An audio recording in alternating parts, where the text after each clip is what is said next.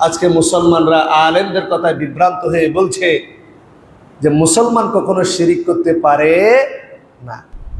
ঈমান কি মাদার গাছ যে মুসলমানলাই ভেঙে যাবে? ঈমান কি এত নরম জিনিস যে কিছু হইলেই ঈমান চলে যাবে?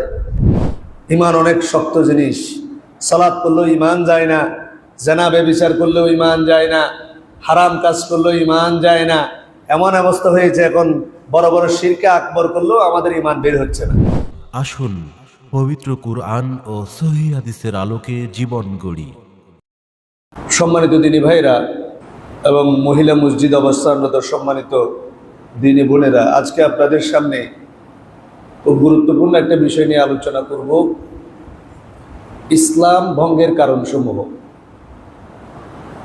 কি কি আকীদা বিশ্বাস, কি কি আমলের কারণে মানুষ ইসলাম থেকে বের হয়ে মুরতাদ হয়ে যাবে, কাফের হয়ে যাবে। এই ধরনের 10টা বিষয় নিয়ে আজকে আলোচনা করার চেষ্টা করব। ওয়া মা তৌফীকি ইল্লা বিল্লাহ আলাইহি তাওয়াক্কালতু ওয়া ইলাইহি উনীব। যেহেতু সহিহ আকীদা ও মানহাজের মসজিদগুলোতে আমরা মোটামুটি শিরক এবং বেদাতের ব্যাপারে সচেষ্ট, অনেকে মনে করতে পারেন যে এই ধরনের বেসিক আলোচনা করার প্রয়োজন আছে কিনা। আসলে এমন একটা সময়ে আমরা বর্তমানে বসবাস করছি, মানুষ বিগত সময়ে রাসূলুল্লাহ সাল্লাল্লাহু আলাইহি ওয়াসাল্লামের নামে জাল হাদিস বানিয়েছে। সে জানতো আল্লাহ রাসূল সাল্লাল্লাহু আলাইহি ওয়াসাল্লামের হাদিস, মান কাযাবা আলাইয়া মুতাআম্মিদান, কেউ যদি ফালিয়াতাবাওয়া মাকআদাহু মিনান নার, কেউ যদি ইচ্ছাকৃতভাবে রাসূলুল্লাহ সাল্লাল্লাহু আলাইহি ওয়াসাল্লাম নামে মিথ্যা কথা রচনা করে, মিথ্যা বলে, কি করে? ইচ্ছাকৃতভাবে। ভুল ত্রুটি হয়েছে, জানতো না হাদিসটা জাল, সেটা ভিন্ন বিষয়। কেউ যদি ইচ্ছাকৃতভাবে রসুলের নামে জাল হাদিস বলে, সে যাতে নিজের স্থান কোথায় নির্ধারণ করে নেয়, জাহান্নামে। এবার আপনি ওই ব্যক্তি সম্পর্কে চিন্তা ভাবনা করে দেখুন, যিনি এই হাদিসটা জেনে জাল হাদিস লেখে। তাকে জিজ্ঞাসা করা হয়েছিল, আলাম তা'লাম, আপনি কি জানেন না, আন্না রাসূলুল্লাহ সাল্লাল্লাহু আলাইহি ওয়াসাল্লাম ক্বাল, রাসূলুল্লাহ বলেছেন, এই হাদিসটা যে ব্যক্তি আল্লাহ রাসূলের নামে মিথ্যা কথা বলবে সে জাহান্নামী। আপনি কি কথাটা শুনেননি? তখন ওই ব্যক্তি বলেছিল, নাম, আমি শুনেছি। ইন্নামা মা কাযাবতু আলাইহি ফাইন্নী কাযাবতু লাহ ফাইন্নী আনা কাযাবতু লাহ, নিশ্চয় আমি আল্লাহ রসুলের উপরে মিথ্যা কথা বলি না। আল্লাহ রসুলের উপরে আমি মিথ্যা কথা বলি না, মিথ্যা হাদিস বলি না, তবে আল্লাহ রসুলের পক্ষে আমি মিথ্যা হাদিস বলি। আস্তাগফিরুল্লাহ আল-আযীম। শয়তান মানুষকে কোন জায়গায় ধোঁকা দেয়। রাসূলুল্লাহ সাল্লাল্লাহু আলাইহি ওয়াসাল্লামের ক্ষতি হবে, দ্বীন ইসলামের ক্ষতি হবে, শরীয়তের ক্ষতি হবে, এই ধরনের কোন হাদিস আমি বানাই না। আমি এমন নতুন নতুন হাদিস বানাই, যে হাদিস বানালে মানুষ কোরআন পড়বে, কোরআনমুখী হবে, রাসূলুল্লাহকে মহব্বত করবে, রাসূলকে ভালোবাসবে, দ্বীন ইসলাম উজ্জীবিত হবে। এই ধরনের নিত্য নতুন জাল হাদিস আমি বানাই। সুবহানাল্লাহ বলবেন না, আস্তাগফিরুল্লাহ বলবেন। এরা আলেম। এভাবে জাল হাদিসের নামে ওকালতি করা হয়েছে, যে আমি তো রাসূলুল্লাহ সাল্লাল্লাহু আলাইহি ওয়াসাল্লামের সম্মান নষ্ট হয়, দ্বীন ইসলামের নষ্ট হয়, এই জন্য হাদিস বানাচ্ছি না। ইয়েস, আমি হাদিস বানাচ্ছি, আমি হাদিস তৈরি করছি ফর দ্য সেক অফ দ্বীন, দ্বীনের জন্য। কারণ আমি দেখতে পাচ্ছি মানুষ কোরআন থেকে দূরে সরে গেছে, কোরআন থেকে দূরে সরে গেছে। এই জন্য কোরআনের বিভিন্ন সূরার বিভিন্ন ফজিলত বানিয়ে আমাকে ছেড়ে দিতে হবে, এই কাজটাই হয়েছে। সম্মানিত উপস্থিতি, ঠিক তেমনি আজকে বড় বড় দাওরা হাদিস, তাকমিল, কামিল মাদ্রাসাগুলাতে মানুষকে শিরকের পক্ষে ইলজামি যুক্তি শিখিয়ে দেওয়া হচ্ছে। নাউযুবিল্লাহ বলবেন না। আপনি মনে করছেন এই ছেলে দারুল ইফতায় পড়ে কামিল পাশ করে তাখাসসুস করে দাওরা হাদিস করে বড় আলেম হয়েছে, আপনার সন্তান বড় আলেম হয়েছে, আপনাকে জান্নাতে নিয়ে যাবে। বিষয়টা এমন নয়। আল্লাহ রাসূল সাল্লাল্লাহু আলাইহি ওয়াসাল্লাম এই জন্য বলেছেন, ইন্নাল্লাহা লা ইয়াকবিদু ইলমান ইনতিজাআ ইয়ানতাজিউহু মিনাল ইবাদ। ইন্নাল্লাহা লা ইয়াকবিদুল ইলমা ইনতিজাআ, নিশ্চয় আল্লাহ সুবহানাহু ওয়া তাআলা বান্দার কলব থেকে এই ইসলামের যে এলেম, দ্বীনের যে সঠিক এলেম, এটা তুলে নেবেন না। ওয়ালাকিন ইয়াকবিদুল ইলমা বিকবদিল উলামা, তবে কোরআন থাকবে, বিশুদ্ধ হাদিস জমিনের মধ্যে থাকবে, তবে কোরআন এবং বিশুদ্ধ হাদিস বুঝনেওয়ালা ফকিহ আলেমদেরকে আল্লাহ সুবহানাহু ওয়া তাআলা মৃত্যুর মাধ্যমে দুনিয়া থেকে উঠিয়ে নেবেন। ফালাম, এরপরে যখন কোনো আলেমই আর অবশিষ্ট থাকবে না, ইত্তাখাযান নাসু রুউসান জুহালান, মানুষ জাহেলদেরকে আলেম বানিয়ে, মানুষ সার্টিফিকেট দেখে মানুষ মনে করবে এ তো কামিল পাস করছে, দাওরা হাদিস করছে, মুফতি, বড় বড় টাইটেলদারি, আর এখন ওয়াজের মঞ্চে এসে সার্টিফিকেটও দেখায়।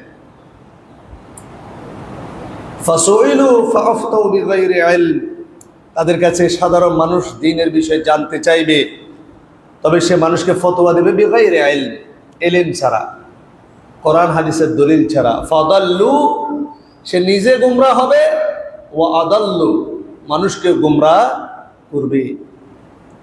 এই জন্য সম্মানিত উপস্থিতি, কোন বিষয়টা শিরক সেটা জানার পাশাপাশি আমাদেরকে যে মিথ্যা যুক্তিগুলো আমাদের আলেমদেরকে শিখিয়ে দেওয়া হচ্ছে উস্তাদের মাধ্যমে, সেগুলো সাধারণ মানুষের ভিতরে ছড়িয়ে দিয়ে শিরকের রমরমা বাজার তৈরি করে ফেলা হয়েছে। এমন এমন আকীদা মানুষ পোষণ করছে, যে আকীদা পোষণ করলে মানুষ কশ্চিনকালও ঈমানের গণ্ডির মধ্যে থাকতে পারে না। এই জন্য আমাদেরকে এই বিষয়গুলো জানতে হবে। এই জন্য আজকে নাওয়াকিদুল ইসলাম, ইসলাম ভঙ্গের কারণসমূহ, এই বিষয়টা নিয়েছি। আমি আলোচনা করব, আপনারা জানেন সৌদি আরবের একজন বিখ্যাত মুজাদ্দিদ ছিলেন, যার নামের উপর ভিত্তি করে যারা একটু হক কথা বললে এদেরকে ওয়াহাবি বলে। তার নাম জানেন? মুহাম্মদ ইবনে আব্দুল ওয়াহাব বিন সুলাইমান আত-তামিমি আন-নাজদি রাহিমাহুল্লাহ। তিনি একটা বই লিখেছিলেন, নাওয়াকিদুল ইসলাম, ইসলাম ভঙ্গের কারণসমূহ। সেই বই থেকে আমি টাচ করার চেষ্টা করব, মূল প্রিন্সিপালসগুলো সেখান থেকে বলার চেষ্টা করবো ইনশাআল্লাহ আজিজ। তিনি বলছেন, ই'লাম আন্না মিন আ'যামি নাওয়াকিদিল ইসলামি 10, জেনে রাখুন নিশ্চয়ই মানুষকে ইসলাম থেকে বের করে দেয় এই ধরনের বড় বড় কারণ হচ্ছে কয়টি? 10টি। কয়টি?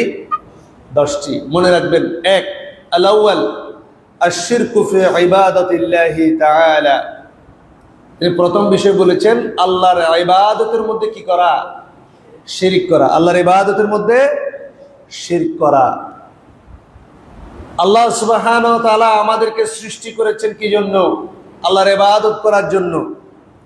আল্লাহ বলছেন, ওমা খালাকতুল জিন্না ওয়াল ইনসা ইল্লা লিয়াবুদুন, আমি মানুষকে সৃষ্টি করেছি শুধুমাত্র আমার ইবাদতের জন্য। কথাটা পুরোপুরি বুঝেননি। আন্নাল ইবাদাতা লা তুসাম্মা ইবাদাতান ইল্লা মা'আত তাওহীদ, ইবাদতকে ইবাদত বলা যায় না কি ছাড়া? তাওহীদ ছাড়া। কাসসালাত, সালাতের মতো। কারণ আমরা জানি আন্নাস সালাতা লা তুসাম্মা সালাতান ইল্লা মা'আত তাহারা, পবিত্রতা ছাড়া সালাতকে যেমন সালাত বলা যায় না, তেমনি তাওহীদ ছাড়া কোনো ইবাদতকে ইবাদত হিসেবে গণ্য করা যায় না। কথাটা বুঝতে একটু কষ্ট হবে। আপনি সালাত করতে আসলেন, আপনার কাপড়ের মধ্যে নাপাকি রয়েছে, নাজাস রয়েছে। আপনি নাপাকি অবস্থায় কাপড় দিয়ে যদি সালাত করেন, আপনার সালাত হবে? তাহলে সালাতের পূর্বশর্ত হচ্ছে তাহারা, পবিত্রতা। সালাতের পূর্বশর্ত কি? পবিত্রতা। আপনি সালাত করতে চলে আসলেন, আপনার উপর গোসল ফরজ, সালাত হবে? সালাত হবে? হবে না। তাহলে সালাতকে সালাত বলা যায় না পবিত্রতা ছাড়া। সালাত আদায় করার আগে আপনাকে তাহারাতের বিষয়ে ক্লিয়ার থাকতে হবে। আপনি পাক পবিত্র আছেন কিনা সে বিষয়ে আপনাকে ক্লিয়ার থাকতে হবে। শারীরিকভাবে আপনি পবিত্র আছেন কিনা, আপনার কাপড় চোপড় পবিত্র আছে কিনা সেই বিষয়ে যেমন আপনাকে খেয়াল রাখতে হবে। ইবাদত করার আগে আপনার তাওহীদ, আপনার উলুহিয়ত, আল্লাহর প্রতি, তার রাসূলের প্রতি, দ্বীন ইসলামের উপরে আপনার আকীদা, বিশ্বাস ঠিক আছে কিনা সেটা দেখতে হবে। এজন্য লেখক বলছেন রাহিমাহুল্লাহ, তিনি বলছেন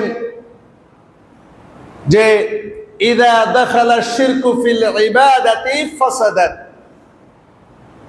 তাওহীদের মধ্যে, ইবাদতের মধ্যে যখন শিরক ঢুকে তখন ওই ইবাদতকে এমন ভাবে নষ্ট করে দেয়, কাল হাদাতি ইযা দাখালা ফিত তাহারা।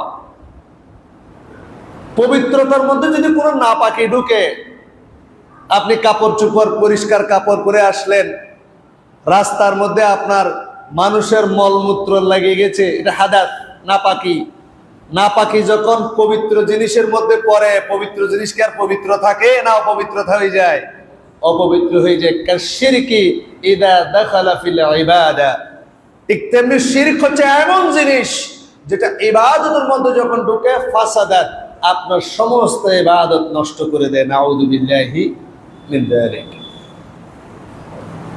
আল্লাহ সুবহানাহু ওয়া তাআলা কোরআনের মধ্যে বলছেন, ইন্নাল্লাহা লা ইয়াগফিরু আন ইউশরাকা বিহি ওয়া ইয়াগফিরু মা দুনা যালিকা লিমান ইয়াশা। আজকে মুসলমানরা আলেমদের কথায় বিভ্রান্ত হয়ে বলছে যে মুসলমান কখনো শিরিক করতে পারে না। ঈমান কি মাদার গাছ যে মুসলমানলাই ভেঙে যাবে? ঈমান কি এত নরম জিনিস যে কিছু হইলেই ঈমান চলে যাবে?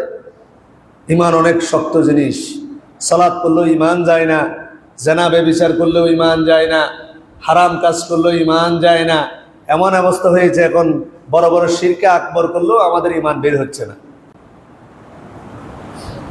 মানুষকে এটা শিখিয়ে দেওয়া হয়েছে, যে ব্যক্তি একবার লা ইলাহা ইল্লাল্লাহ মুহাম্মাদুর রাসূলুল্লাহ পড়েছে সে কখনো আর বেঈমান হবে না, সে কখনো আর বেঈমান হবে না। অথচ আল্লাহ রাসূল সাল্লাল্লাহু আলাইহি ওয়াসাল্লাম ভিন্ন কথা বলেছেন। আল্লাহ রাসূল সাল্লাল্লাহু আলাইহি ওয়াসাল্লাম বলেছেন, এমন একটা সময় আসবে ইউসবিহু রাজুলা মুমিনান ওয়া ইউমসি কাফিরা। এমন একটা যুগ আসবে সকালে সে মুমিন থাকবে কিন্তু সন্ধ্যা হতে হতে কি হয়ে যাবে? কাফের হয়ে যাবে। আও ইউমসি মুমিনান আও ইউসবিহু কাফিরা। সন্ধ্যায় সে যদি মুমিন থাকে সকাল হতে হতে কি হয়ে যাবে? কাফের হয়ে যাবে। আল্লাহ রাসূল সাল্লাল্লাহু আলাইহি ওয়াসাল্লাম কিয়ামত সম্পর্কে ভবিষ্যৎবাণী করেছেন, ওয়াসাতা'বুদু কাবাইলু মিন উম্মাতিল আওসান। সা'নুন বা আওসান মানে মূর্তি। ওয়াসাতা'বুদু, আল্লাহ রাসূল সাল্লাল্লাহু আলাইহি ওয়াসাল্লাম ভবিষ্যৎবাণী করেছেন, এটা ফেল মুস্তাকবিল সা দিয়ে। ওয়াসাতা'বুদু, খুব শীঘ্রই, অতি সন্নিকটে, কাবাইলু মিন উম্মতি, আমার উম্মতের মধ্যে কিছু লোক, এরা আমার উম্মত হবে, উম্মতে মুহাম্মাদি হবে। কাবাইল, কবিলা, কিছু গ্রুপ অফ পিপল আমার উম্মতের মধ্যে আমাকে বিশ্বাস করবে, দ্বীন ইসলাম মানবে। এই ধরনের অনেক কবিলা বিল আওসান, মূর্তি পূজা করবে, মূর্তি পূজা করবে। আমি বলি না, আল্লাহ রাসূল সাল্লাল্লাহু আলাইহি ওয়াসাল্লাম বলেছেন, ওয়াসাতালহাকু কাবাইলু মিন উম্মতি বিল মুশরিকিন। আমার উম্মতের মধ্যে কিছু কবিলা, আমার উম্মতের কিছু লোক বিল মুশরিকিন, মুশরিকদের সাথে একাকার হয়ে যাবে। হিন্দু গো বাড়িতো, যাত্রা গান হইতো, আমাদেরকে দাওয়াত দিত, আমরা যাইতাম, আগে কি সুন্দর দিন কাটাইতাম। আপনি দেখবেন দুর্গাপূজা, সরস্বতী পূজায় গেলে কিছুদিন আগে সীতাকুণ্ডের মধ্যে একটা 1200 ফিট উপরে একটা মন্দির আছে। এক রিক্সাওয়ালা দিনে আনি দিনই খায়, তোর খাই দেয় কাজ নাই, 1200 ফিট উপরে হিন্দুরা ওখানে কি করতেছে সেটা দেখার জন্য গেছে। আল্লাহর গজব কিভাবে আসছে, তার মুখে ছিল দাড়ি। হিন্দুরা মনে করছে কিনা কি করছে, এই তো সুযোগ মারার, মারে একদম আধা মারা করে দিয়েছে এবং এলিগেশন দিয়েছে এখানে মন্দিরের মধ্যে কোরআন রাখতে আসছিল, এই জন্য পিটাই দিয়েছে। আসলে ছিল রিক্সাওয়ালা। এমনি কি হয় ওই কিছু মানুষ আছে না, আল্লাহর গজব। আপনি দুর্গা পূজা দেখতে যান, সরস্বতী পূজা দেখতে যান, আশ্চর্য ধরনের আমাদের ঈমান, আবার নিজেকে আমরা ঈমানদার দাবি করি। এগুলা শিরক, বড় বড় শিরকে আকবরের মধ্যে আমরা এখন ডুবে রয়েছি, এটাকে কোনো গুরুত্বই আমরা দিই না। আপনি যদি সালাত, সিয়াম, আপনি হজ, শিরক যদি আপনার মধ্যে থাকে, আপনার কোনো ইবাদত হবে না। আপনি মসজিদে এসে লাভ কি? আল্লাহ রাসূল সাল্লাল্লাহু আলাইহি ওয়াসাল্লাম বলছেন, আল্লাহ বলেছেন, বান্দা যদি কিয়ামতের ময়দানে আসমান এবং জমিনের পরিমাণ গুনাহ নিয়ে আসে, তার গুনার পরিমাণ কবিরা এবং সগীরা গুনাহ আসমান এবং জমিন ভরে গেছে, সে জেনা করেছে, সুদ খেয়েছে, ঘুষ খেয়েছে, এমন কোন খারাপ কাজ নেই সে করেনি, কিন্তু তার এই গুনার মধ্যে যদি শিরকের গুনাহ না থাকে, আমি আল্লাহ সুবহানাহু ওয়া তাআলা ততখানি ক্ষমা নিয়ে তার সামনে উপস্থিত হব। সুবহানাল্লাহ, কি বলেন আপনি? আল্লাহ রাসূল সাল্লাল্লাহু আলাইহি ওয়াসাল্লাম বলেন, মান মাতা আল্লা ইউশরিকু বিল্লাহি শাইআ দাখালাল জান্নাহ, যে ব্যক্তি মারা গেল তার আমলনামায় সব গুনাহ আছে কিন্তু শিরকের গুনাহ নাই, আল্লাহ অবশ্যই তাকে জান্নাতে দিবেন। সুবহানাল্লাহ। ওয়া মান মাতা, আর যে ব্যক্তি মারা গেল আই ইউশরিকু বিল্লাহি শাইআ দাখালান নার, তার আমলনামার মধ্যে শিরকের গুনাহ রয়েছে, শিরক আছে, আল্লাহ দেখবেন আপনি হাজি কিনা, আল্লাহ আপনি দেখবেন না সালাতি কিনা, আল্লাহ দেখবে না আপনি যাকাত আদায়কারী কিনা, দাখালান নার, আপনার অবস্থান হবে কোথায়? জাহান্নামে। এটা কি আহলে হাদিস, হানাফি, শাফি, মালিকির দ্বন্দ্ব না ইমানের দ্বন্দ্ব? ইমাম আবু হানিফা কি শিরক করেছে? ইমাম শাফি কি শিরক করেছে? ইমাম আহমদ ইবনে হাম্বল কি শিরক করেছে? ইমাম বুখারী, ইমাম মুসলিম, ইমাম আবু দাউদ, তারা কি শিরক করেছে? আজকে বলা হচ্ছে আমরা গায়রে মুকাল্লিদ, আমরা অবশ্যই ইমামদেরকে মানি, আমরা ইমামের আকীদায় বিশ্বাস করি। ইমাম আবু হানিফা রাহিমাহুল্লাহর যে আকীদা আমাদের সেম আকীদা। তাহলে কাউকে যদি হানাফি বলা হয়, আমরাই প্রকৃত হানাফি, আপনি তো মুসলমানই না। সম্মানিত উপস্থিতি, এজন্য আপনি অশিক্ষিত মানুষ হতে পারেন। ফাল মুসলিম আইয়াকুনা আমিলান আও ফাল্লাহান আও তাজিরান আও মুহাদ্দিসান আও মুফাসসিরান আও মুআল্লিমান ফায়াজিবু আলাইহি আন ইয়াজতানিবা মিনাশ শিরক। আপনি মনে করতে পারেন আপনি নেভি অফিসার, আপনি এয়ারফোর্সে জব করেন, আপনি একজন কৃষক, চাষা বসা মানুষ, শ্রমিক, দিনে আনি দিনে খান, আপনি ডাক্তার, ইঞ্জিনিয়ার, কখনো মাদ্রাসার গণ্ডিতে পেরেননি, কিন্তু আপনার জন্য ওয়াজিব শিরক থেকে নিজেকে বিরত রাখা এবং নিজের পরিবারকে শিরকের ব্যাপারে সাবধান করা।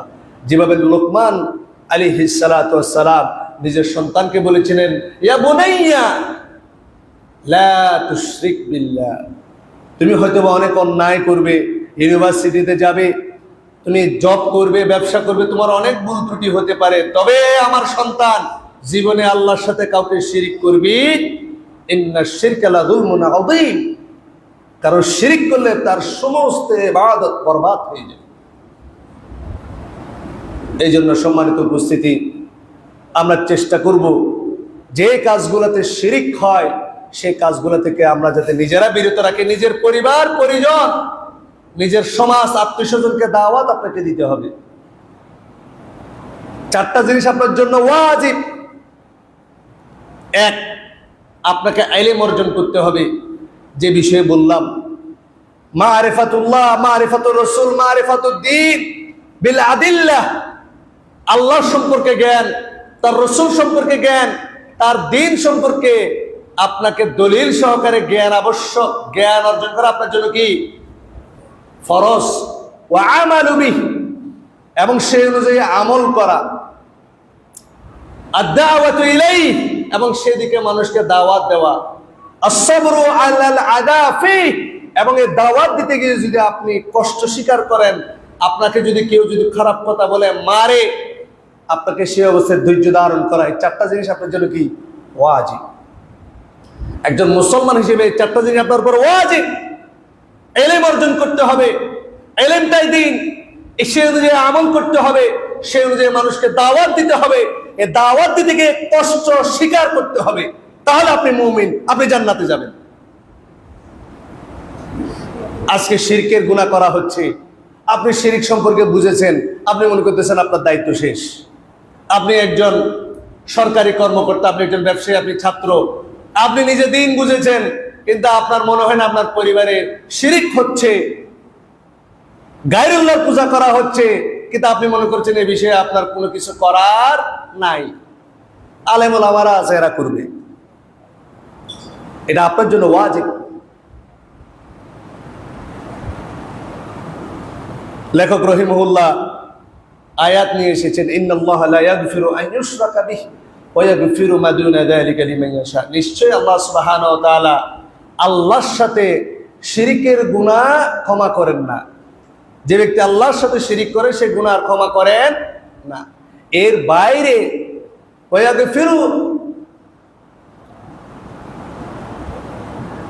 ইয়াগফিরু মা দুনা যালিকা লিমান ইয়াশা, এর বাইরে আপনি যত গুনাহ করেন না কেন আল্লাহ চাইলে সেটা ক্ষমা করে দিবেন। সুবহানাল্লাহ।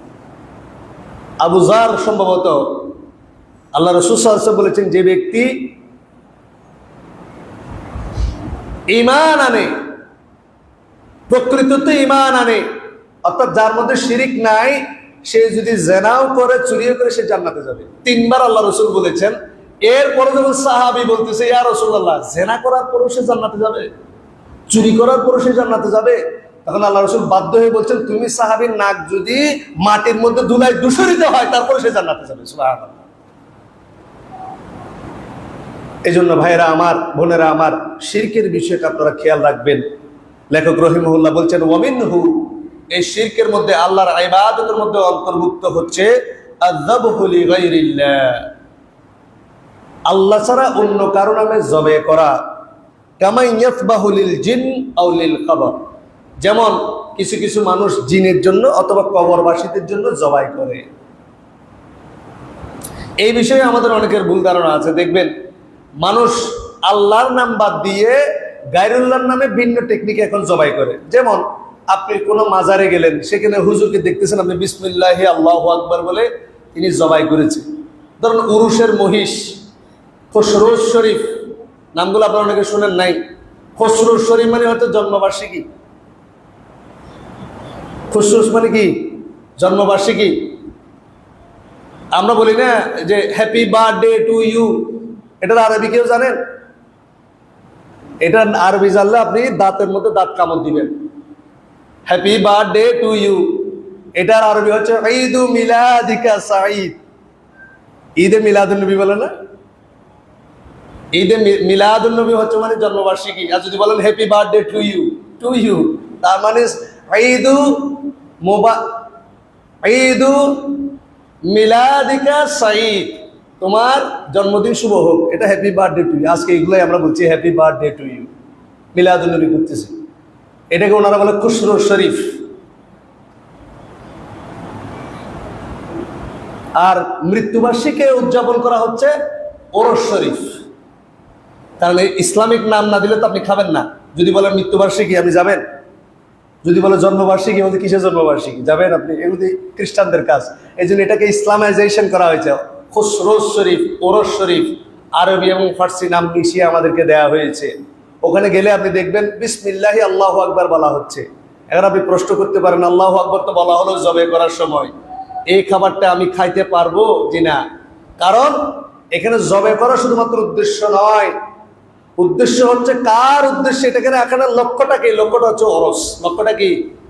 ঠিক যেভাবে একটা হিন্দুর বিয়েতে আপনি গেলেন, মুসলিম বাবুর্চি দিয়ে যদি জবাই করা হয়, তাহলে ওই খাবার কি আপনি খেতে পারবেন?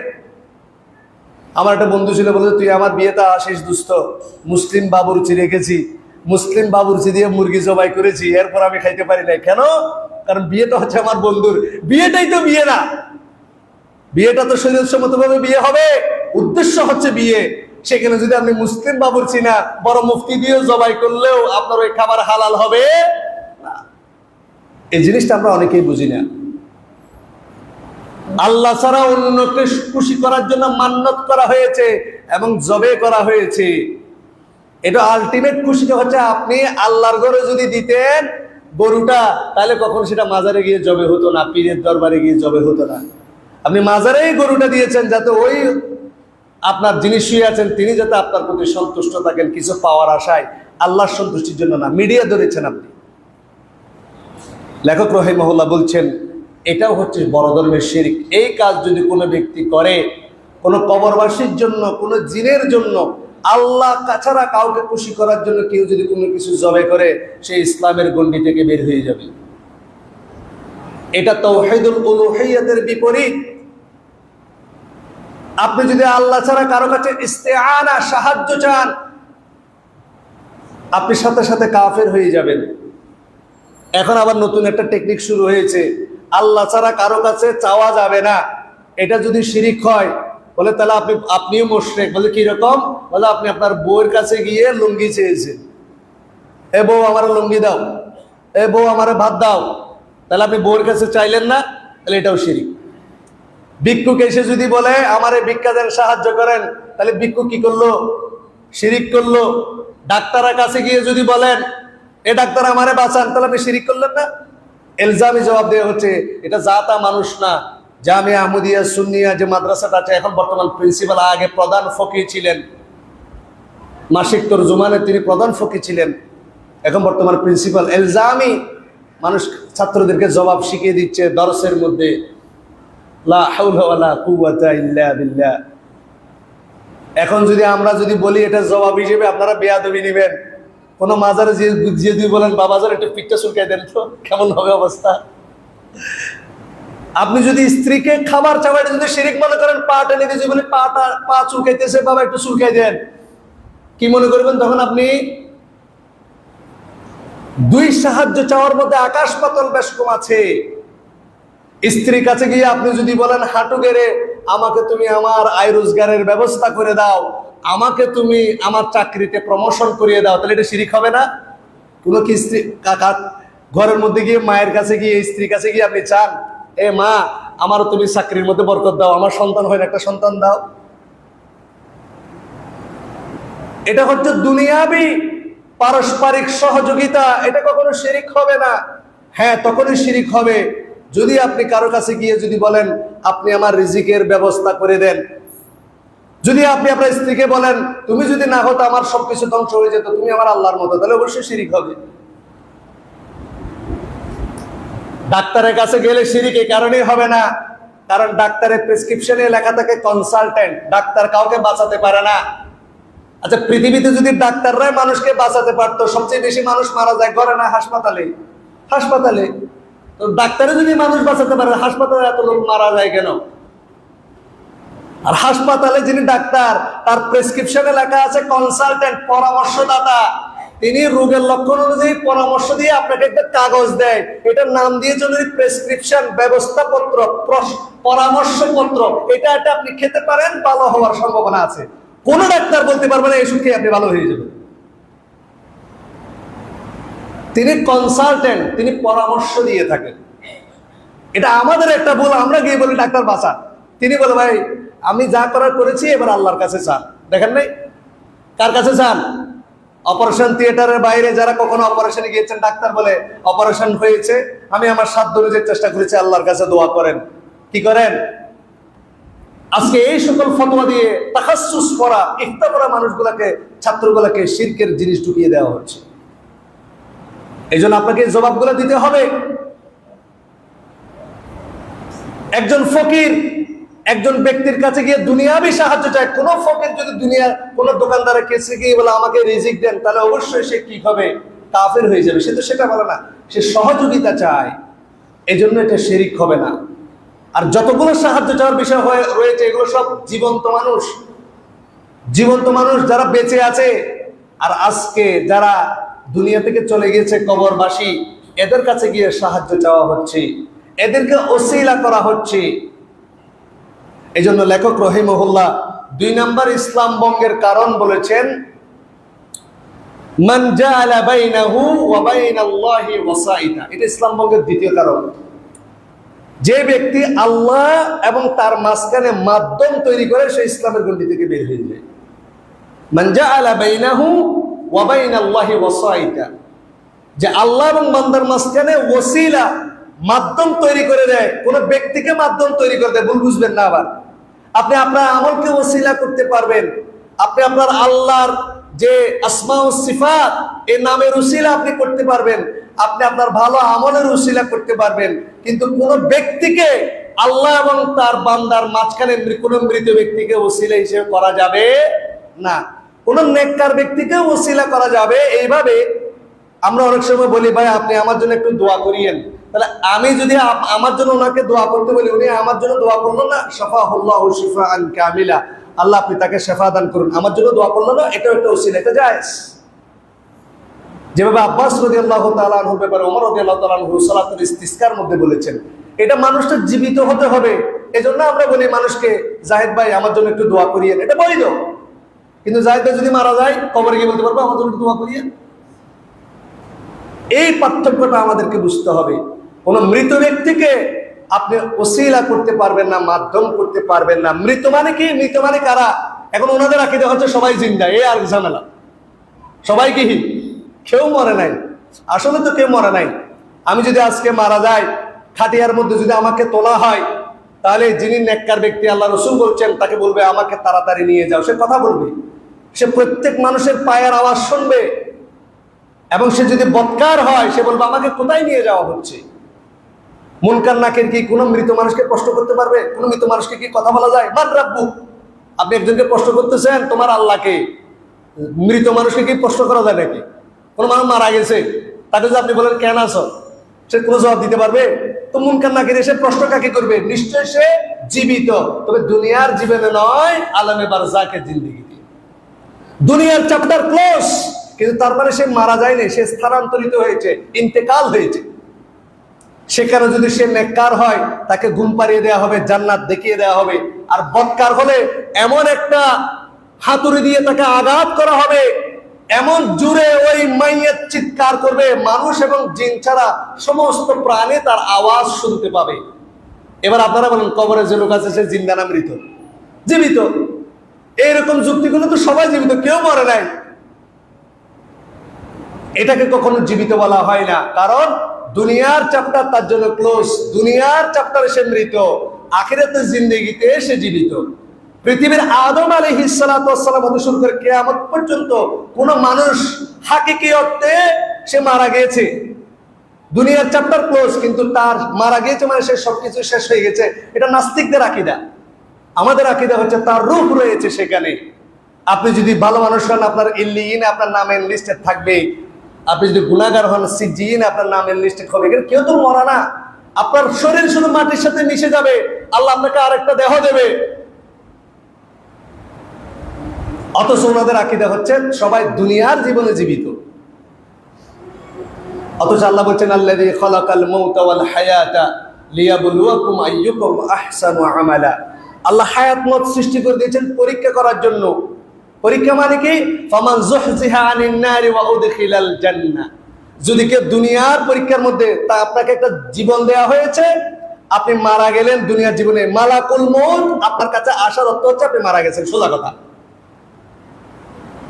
মালাকুল মউত আসার পরে দুনিয়ার জীবনে কেউ কাউকে জীবিত বলতে পারবে না। এবার যদি প্রশ্ন করেন, আল্লাহ রাসূলের কাছে কি মালাকুল মউত এসেছিল? এসেছিল। তাহলে উনি আর দুনিয়ার জীবনে জীবিত নাই। আদম আলাইহিস সালাতু ওয়াস সালামের কাছে মালাকুল মউত এসেছিল, যে এসেছিল, যে আদম আলাইহিস সালাম জীবিত নাই। এবার যদি প্রশ্ন করি, ঈসা আলাইহিস সালাতু ওয়াস সালামের কাছে মালাকুল মউত এসেছিল? না। বারাফাআহুল্লাহু ইলাইহি, আল্লাহ ঈসা আলাইহিস সালাতু ওয়াস সালামকে জীবিত অবস্থায় উপরে উঠিয়ে নিয়েছেন, এজন্য তিনি এখনো জীবিত। আপনাকে এই পার্থক্যটুকু বুঝতে হবে। আমরা যাদেরকে আউলিয়া বলছি, আমি তাদেরকে খারাপ বলছি না। আল্লাহ বলছেন যারা আল্লাহর বন্ধু, এদের কোনো ভয় নেই। আমার প্রশ্ন হচ্ছে, তাদের কাছে কি মালাকুল মউত এসেছিল? যে এসেছিল, তাহলে তারা মৃত। আপনাকে এইভাবেই এটা ক্লেরিফাই করতে হবে। কোন ব্যক্তি কোন মৃত ব্যক্তিকে, যার কাছে মালাকুল মউত এসেছে, এরকম কোন ব্যক্তিকে যদি ওসিলা করে, মাধ্যম করে, সে ইসলামের গণ্ডি থেকে বের হয়ে যাবে। আল্লাহ সুবহানাহু ওয়া তাআলা মুশরিকদের উদাহরণ দিচ্ছেন, ওয়াল্লাযীনা ইত্তাখাযু মিন দুনিহি আউলিয়া মা না'বুদুহুম ইল্লা লিয়ুকাররিবুনা ইলাল্লাহি যুলফা। সূরা জুমারের 3 নম্বর আয়াত। মক্কার মুশরিকরা লাত উজ্জা মানাতের ইবাদত করত না। যদি কেউ বলতো তোমরা লাত উজ্জা মানাতের ইবাদত করো, তারা রেগে যেত। তারা বলতো আমরা লাত উজ্জা মানাতকে আমাদের ইলাহ হিসেবে মানি না। আল্লাহ সুবহানাহু ওয়া তাআলা বলছেন, ওয়ালা ইন সাআলতাহুম আন মান খালাকাস সামাওয়াতি ওয়াল আরদ, তাদেরকে তুমি জিজ্ঞেস করো কারা আসমান জমিন সৃষ্টি করেছে, লা ইয়াকুলুনাল্লাহ, তারা বলবে আল্লাহ। আবু লাহাব, আবু জাহেল বিশ্বাস করত আসমান জমিন সৃষ্টি করেছে কে? আল্লাহ। ওয়ালা ইন সাআলতাহুম, সূরা যুখরাফের মধ্যে 87 নম্বর আল্লাহ বলছেন, মান খালাকাহুম, তাদেরকে কে সৃষ্টি করেছে, লা ইয়াকুলুনাল্লাহ, তারা বলবে আল্লাহ। এরপর আল্লাহ তাদেরকে মুশরিক কেন বলছে সেটা আপনাকে বুঝতে হবে। মক্কার মুশরিকদের যে আকীদা, এর চেয়ে আমাদের আকীদা আরো নিকৃষ্ট। মক্কার মুশরিকরা তাদাব্বুরের মধ্যে আল্লাহর সাথে শিরিক করতো না। এই বিশ্ব ব্রহ্মাণ্ড পরিচালনা করে কে? তারা বলতো আল্লাহ। আর আমরা এখন বলি গৌস কুতুব আবদাল। কথা বুঝেননি? ধনের জন্য গরিবুল্লাহ শাহ, শেফার জন্য মিসকিন, মামলা হলে আমানসার মাজারে যাবে। আমি নিজে গিয়েছি, আমানসার মাজার থেকে কলম পড়া নিয়ে এসেছি, শোনো বাইজুল বুস্তামি দিকে দিয়ে আমি রশি বেঁধে দিয়ে এসেছি, আর রোল নাম্বার লিখে দিয়ে এসেছি মিসকিন শাহ মাজারে। এখনো গিয়ে দেখবেন সব রোল নাম্বার আর রেজিস্ট্রেশন নাম্বার। যারা স্টাফেশন করতে চায়, রোল নাম্বার রেজিস্ট্রেশন নাম্বার পাশে 10 টাকা দিয়ে ভিতরে মেরে দেয়, বাবাজান দেখে দিয়ে। এখনো যদি কেউ দেখতে চান দেখে নিতে পারেন। দেওয়ালে রোল নাম্বার আর রেজিস্ট্রেশন নাম্বার মিসকিন শাহ মাজারে, চিটাং কলেজের পাশেই, মহসিন কলেজের পাশেই, কাজেম আলী হাই স্কুলের অপোজিট সাইডে। এক এক মাজারের এক এক ফজিলত বলা হচ্ছে। এটাকে শিরিক মনে করা হচ্ছে না, বলা হচ্ছে তার কাছে চাইলে, অমুক আল্লাহর ওলির কাছে চাইলে এই কারণেই শিরিক হবে না, তাকে দেয়ার ক্ষমতা দিয়েছেন কে? আল্লাহ। এজন্য এটা শিরিক হবে না। এবার আপনি মুশরিকদের আকীদার সাথে মিলান। মুশরিকরা যখন হজ করত তখন বলতো লাব্বাইক লা শারীকা লাকা লাব্বাইক। আল্লাহ, এটা সহিহ মুসলিমে এসেছে। এরা যখন এই কথা বলতো, আল্লাহ আমরা হাজির, আপনি ছাড়া কোনো শরীক নাই, তখন আল্লাহ রাসূল সাল্লাল্লাহু আলাইহি সাল্লাম দৌড়ে যেতেন। আল্লাহ রাসূল বলতেন কাদ কাদ হয়েছে, আর বাড়িও না। তবে তারা থামতো না, তারা বলতো লাব্বাইক লা শারীকা লাকা লাব্বাইক ইল্লা শারীকান হুয়া লাক। মুস্তাসনা ইসকো তো আরবিতে, মানে অর্থাৎ আল্লাহ আপনি ছাড়া কোনো ইলাহ নাই, আপনার কোনো শরীক নাই, তবে একজন আছে। আল্লাহ শরীক কয়জন আছে? একজন। আবার বলে হুয়া লাক, তবে তার মালিক আপনি।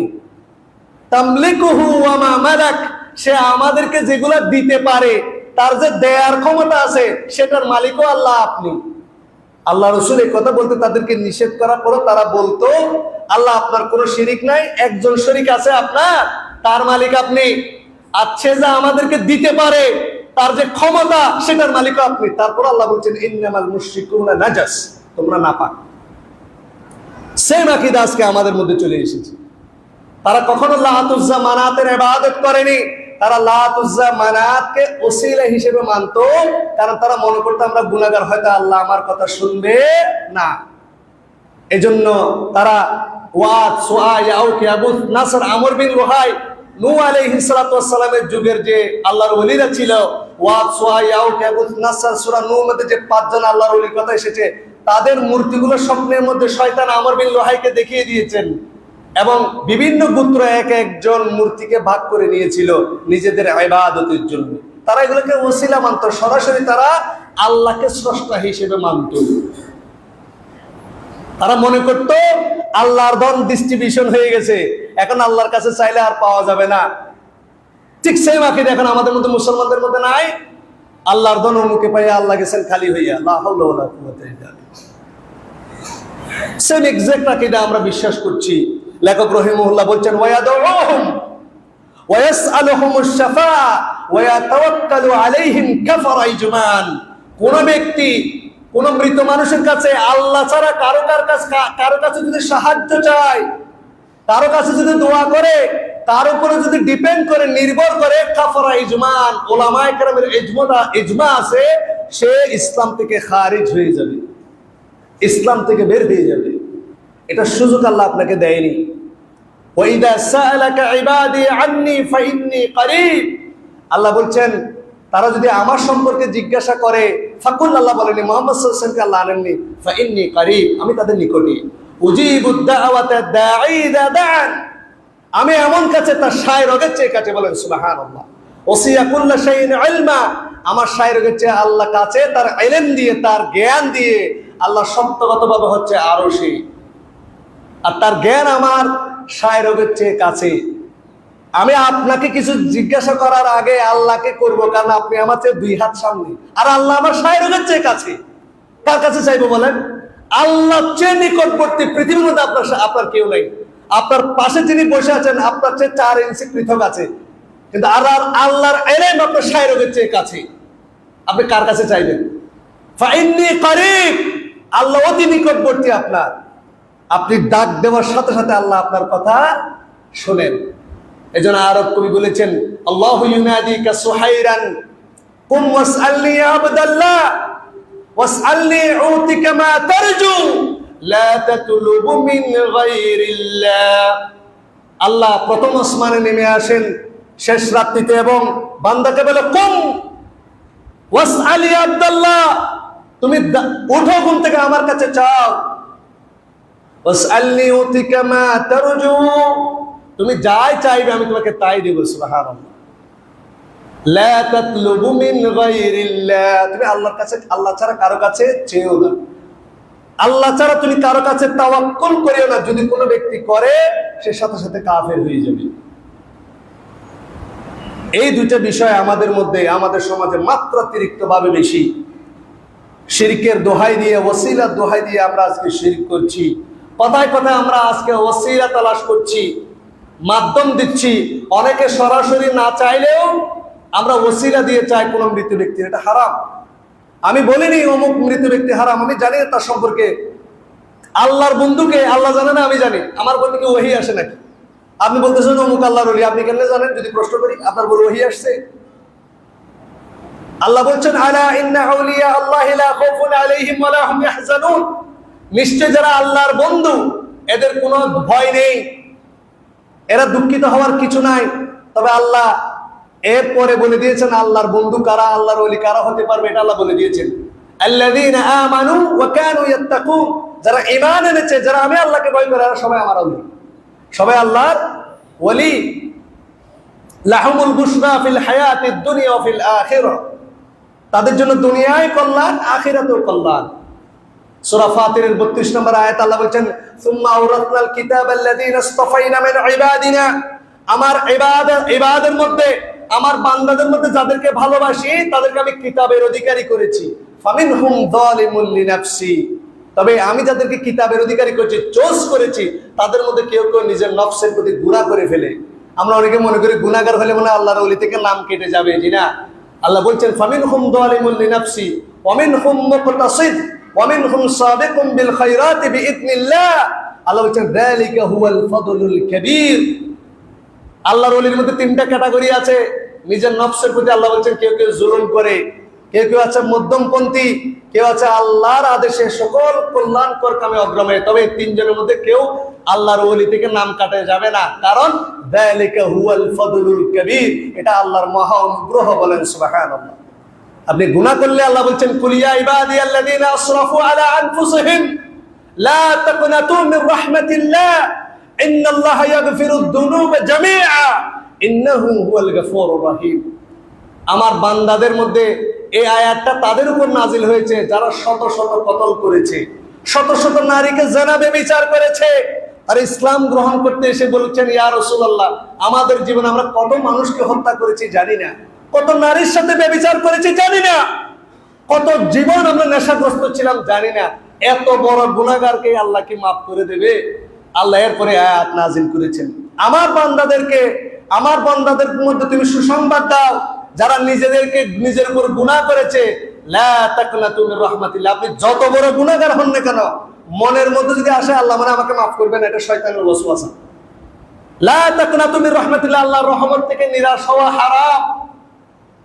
শয়তান আল্লাহর কাছে শপথ করেছিল, মুসনাদ আহমদের হাদিস, ইয়া আল্লাহ আপনার ইজ্জতের কসম, যতক্ষণ পর্যন্ত আদম আলাইহিস সালাতু ওয়াস সালামের শরীরে রূহ থাকবে, এই বনি আদমের শরীরে রূহ থাকবে, ততক্ষণ পর্যন্ত আমি তাকে গোমরাহ করব। আর আল্লাহ নিজের নামে শপথ করেছেন, আমার ইজ্জত এবং জালালের কসম, আমি আমার ইজ্জতের কসম করে বলছি, হে শয়তান, বান্দা 40 বছর গুনাহ করে একবার যদি আমার কাছে দুই ফোঁটা চোখের পানি ফেলে, আমি আল্লাহ তার অতীতের সমস্ত গুনাহ মাফ করে দেব। সুবহানাল্লাহ। ইন্নাল্লাহা ইয়াগফিরুদ দুনুবা জামিআ, আল্লাহ বলছেন আল্লাহ তোমার সমস্ত গুনাহ মাফ করার এখতিয়ার রাখেন। আপনি যদি শিরক করে থাকেন, মারা যদি না দিয়ে থাকেন, শিরকের গুনাহ আমি বলেছি মাফ হয় না কখন? যদি আপনি মারা যান। The door of repentance is still open until death. মৃত্যু পর্যন্ত তওবা করার রাস্তা খোলা। যারা শিরক করেছেন আজকে তওবা করেন, আল্লাহ সুবহানাহু ওয়া তাআলা আপনি সদ্য মায়ের পেট থেকে ভূমিষ্ঠ হওয়া নবজাতক সন্তানের মতো নিষ্পাপ হয়ে যাবেন। সুবহানাল্লাহ। এজন্য আমাদেরকে ফিরে আসতে হবে। এবং আল্লাহ সুবহানাহু ওয়া তাআলা বলেন, ইন্নাহু হুয়াল গফুরুর রহিম, ফামান তাবা ওয়া আমানা ওয়া আমিলা আমালান সালিহা। শুধু তাই নয়, হে আমার বান্দা, তুমি অতীতের জীবনে জিনা করেছো, গুনাহ, অনেক গুনাহ করেছো, তুমি যদি তওবা করো, তুমি যদি ঈমান আনো, তুমি যদি আমলে সালাহ করো, ফাউলাইকা ইউবাদদিলুল্লাহু সাইয়্যাতিহিম হাসানাত, আমি তোমার গুনাহকে সওয়াবে পরিণত করে দেব। সুবহানাল্লাহ। এটা হচ্ছে আমার আল্লাহ। এজন্য তিনি রব, তিনি হালিম, তিনি সহনশীল, তিনি গফফার, তিনি রহিম। রহমান হচ্ছে সমস্ত মানুষের জন্য। আল্লাহ আমাদেরকে করুণা করার জন্য নিজের নামও একটা সিলেক্ট করে নিয়েছেন, সেটা হচ্ছে আর রহিম। তিনি আর রহিম দ্বারা দয়া করেন শুধু মুমিনদেরকে, আর রহমান দিয়ে মুমিন এবং কাফের সবাইকে। সুবহানাল্লাহ। এজন্য আসুন আমরা ইমানদার হয়ে আগে, ইবাদত গুজার হওয়ার আগে, সালাত আদায়কারী হওয়ার আগে, নামাজি হওয়ার আগে, হজ করার আগে, যাকাত দেওয়ার আগে, রমজানের রোজা রাখার আগে আপনি ডিসাইড করুন আপনি আগে ইমানদার কিনা। ইবনে মাজার হাদিস, আল্লাহ রাসূলের সাহাবী বলছেন, আমরা আগে নাতাআল্লামুল ঈমান ক্বাবলা তাআল্লুমিল কুরআন। আমরা ঈমানের জ্ঞান আগে অর্জন করতাম আল্লাহ রাসূলের কাছ থেকে কোরআন শিখার আগে। কোরআন কিভাবে পড়তে হবে সেটা শিখার আগে আমরা ঈমানের বিষয়ে দরস নিয়ে নিতাম। আর আজকের যুগে তোমরা ঈমান শিখার আগে কোরআন শিখা শুরু করছো। আমাদের অনেকে আছে না, আসেন কোরআন সহ এইভাবে শিখি, তো কোরআন সহ এইভাবে শিখে 10 নেকি না, আপনি কোনো নেকি পাবেন না, কারণ আপনার ঈমানই ঠিক নাই। আগে আপনার ঈমান ঠিক করেন, এরপরে ইবাদতে মনোযোগী হন। কারণ আপনি যত ইবাদত করবেন, আপনার ঈমান যদি ঠিক না থাকে, যেটা বললাম আন্নাল ইবাদাতা লা তুসাম্মা ইবাদাতান ইল্লা বিত-তাওহীদ, আপনার ইবাদতই হবে না তাওহীদ ছাড়া। কাল হাদাতি কাত তাহারা কাস সালাত, সালাতের মতো, আন্না সালাতা লা তুসাম্মা সালাতান ইল্লা বিত-তাহারা, পবিত্রতা ছাড়া যেমন সালাত হয় না, তাওহীদ ছাড়া ইবাদতের কোনো মূল্য হয় না। আল্লাহ সুবহানাহু ওয়া তাআলা আমাদেরকে কথাগুলো বুঝার এবং আমল করার তৌফিক দান করুক। আল্লাহুম্মা আমিন। ইনশাআল্লাহ 2টা বিষয় নিয়ে আলোচনা করেছে, এটা ধারাবাহিক আলোচনা হবে। আর 8টা বিষয়, যেটা নওয়াকিদুল ইসলামের মূল বিষয়, সবচেয়ে বড় যে ইসলাম ভঙ্গের কারণ, এই বিষয়গুলো নিয়ে ধারাবাহিক আলোচনা করার চেষ্টা করব।